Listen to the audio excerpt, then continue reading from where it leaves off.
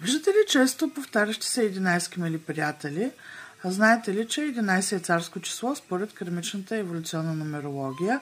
Да, има школи, в които и 33 се разглежда като царско число, специално в кармичната еволюционна нумерология 33 не фигурира като царско число, или царските са кратните на 11. 11, 22 и 29.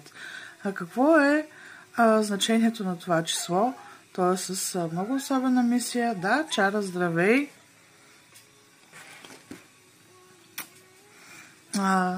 Или хората родени на 11, 22, 29 дата или с жизнен път 11 идват с по-особени способности, много често имат много засилена интуиция, ясновидение, силни сънища, интерес към духовните науки и цялото това познание им е дадено, за да може да помагат на хората, но този път от позицията на справедливост, защото всички царски в минали животи малко са злоупотребили с тези свои познания и с властта, която са имали. Или в този живот са царе, но без корона, носят цялата отговорност на царете, но този път трябва да се научат на смирение, че на тях има Бог, Вселена, космос и не всичко зависи от тях и от тяхната воля. И да, 11 може да е много голяма благодат, но и много голямо изпитание. Има всекидневна битка между егото, което е доста засилено при царските числа, силно желание за контрол и естествено между тъмнината и светлината, но когато те използват своите умения, за да помагат на другите, тогава живота им е много по-приятен и лесен.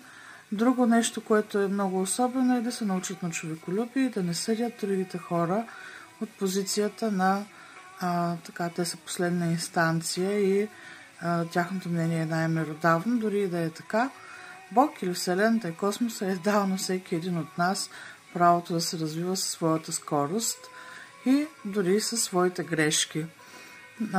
И друго нещо много характерно е кармичните отношения.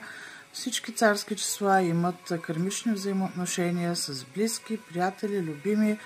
И това са хора, с които имат какво да се справят недобре развили се отношения в минали животи. Тук и сега те трябва да преминат от позицията на справедливост и равнопоставеност.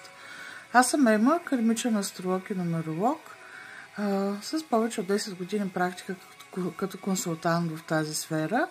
Може да се свържете с мен да запазите час за своя индивидуална